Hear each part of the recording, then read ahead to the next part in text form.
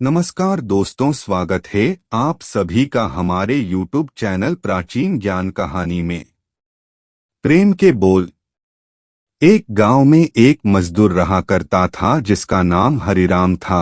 उसके परिवार में कोई नहीं था। दिन भर अकेला मेहनत में लगा रहता था।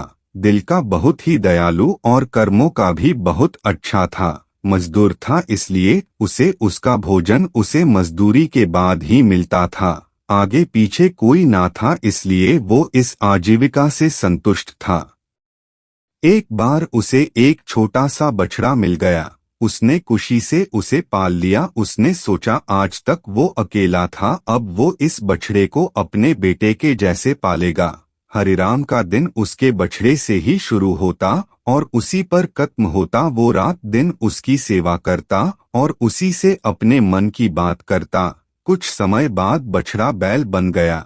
उसकी जो सेवा हरिराम ने की थी उससे वो बहुत ही सुंदर और बलशाली बन गया था। गांव के सभी लोग हरिराम के बैल की ही बातें किया करते थे। किसानों के गांव में बैल की भरमार थी, पर हरिराम का बैल उन सबसे अलग था। दूर दूर से लोग उसे देखने आते थे। हर कोई हरिराम के बैल के बारे में बातें कर रहा था।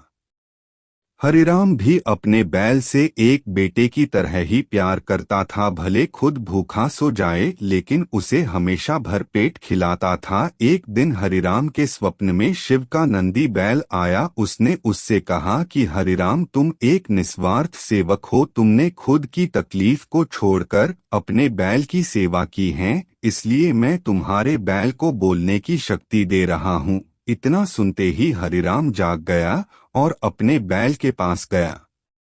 उसने बैल को सहलाया और मुस्कुराया कि भला एक बैल बोल कैसे सकता है। तभी अचानक आवाज आई, बाबा, आपने मेरा ध्यान एक पुत्र की तरह रखा है। मैं आपका आभारी हूँ और आपके लिए कुछ करना चाहता हूँ। यह सुनकर हरिराम घबरा गया। उसने खुद को संभाला और तुरंत ही बैल को गले लगाया। उसी समय से वह अपने बैल को नंदी कहकर पुकारने लगा। दिन भर काम करके आता और नंदी से बातें करता। गरीबी की मार बहुत थी नंदी को, तो हरिराम भर पेट देता था लेकिन खुद भूखा सो जाता था। यह बात नंदी को अच्छी नहीं लगी। उसने हरिराम से कहा कि वो नगर के सेठ के पास जाए और शर्त रखे कि उसका बैल नंदी सो गाड़ी खींच सकता है और शर्त के रूप में सेठ से 1000 मुहरे ले लेना। हरिराम ने कहा, नंदी, तू पागल हो गया है। भला कोई बैल इतना भार वहन कर भी सकता है। मैं अपने जीवन से खुश हूँ, मुझे यह नहीं करना। लेकिन नंदी के बार बार आग्रह करने पर हरिराम को उसकी बात माननी पड़ी। एक दिन डरते डरते हरिराम सेठ दीनदयाल के घर पहुंचा। दीनदयाल ने उससे आने का कारण पूछा। तब हरिराम ने शर्त के बारे में कहा। सेठ जोर जोर से हंसने लगा, बोला, हरिराम, बैल के साथ रहकर क्या तुम्हारी मति भी बैल जैसी हो गई है? अगर शर्त हार गए तो 1000 मुहर के लिए तुम्हें अपनी झोपड़ी तक बेचनी पड़ेगी। यह सुनकर हरिराम और अधिक डर गया, लेकिन मुंह से निकली बात पर मुकर भी नहीं सकता था। शर्त का दिन तय किया गया और सेठ दीनदयाल ने पूरे गांव में ढोल पिटवाकर इस प्रतियोगिता के बारे गांव वालों को खबर दी और सभी को यह अद्भुत नजारा देखने बुलाया। सभी खबर सुनने के बाद हरिराम का मजाक उड़ाने लगे और कहने लगे कि यह शर्त तो हरिराम ही हारेगा। यह सब सुन सुनकर हरिराम को और अधिक डर लगने लगा और उससे नंदी से घृणा होने लगी। वो उसे कोसने लगा, बार बार उसे दोष देता और कहता कि कहाँ मैंने इस बैल को पाल लिया, मेरी अच्छी भली कट रही थी, इसके कारण सर की छत से भी जाऊंगा और लोगों की थू थू होगी, वो अलग। अब हरिराम को नंदी बिल्कुल भी रास नहीं आ रहा था। वह दिन आ गया जिस दिन प्रतियोगिता होनी थी। 100 माल से भरी गाड़ियों के आगे नंदी को जोता गया और गाड़ी पर खुद हरिराम बैठा। सभी गांव वाले यह नजारा देख हंस रहे थे और हरिराम को बुरा भला कह रहे थे। हरिराम ने नंदी से कहा, देख, तेरे कारण मुझे कितना सुनना पड़ रहा है। मैंने तुझे बेटे जैसे पाला था और तूने मुझे सड़क पर लाने का काम किया।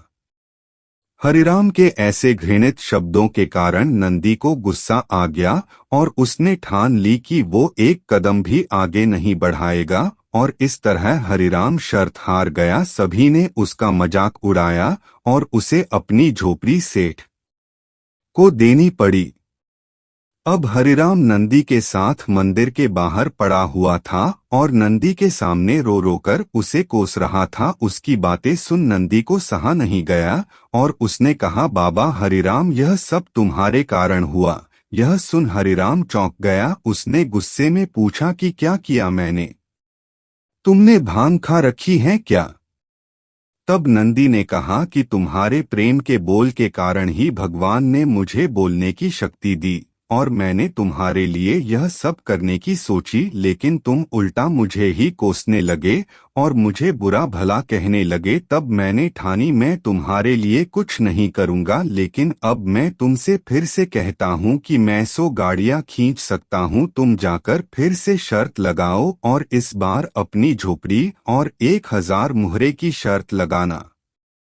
हरिराम वही करता है और फिर से शर्त के अनुसार 100 गाड़ियां तैयार कर उस पर नंदी को जोता जाता है और फिर से उस पर हरिराम बैठता है और प्यार से सहलाकर उसे गाड़ियां खींचने कहता है और इस बार नंदी यह कर दिखाता है जिसे देख सब स्तब्ध रह जाते हैं और हरिराम शर्त जीत जाता है। सेठ दीनदयाल उसे उसकी झोपड़ी और 1000 मुहरे देता है।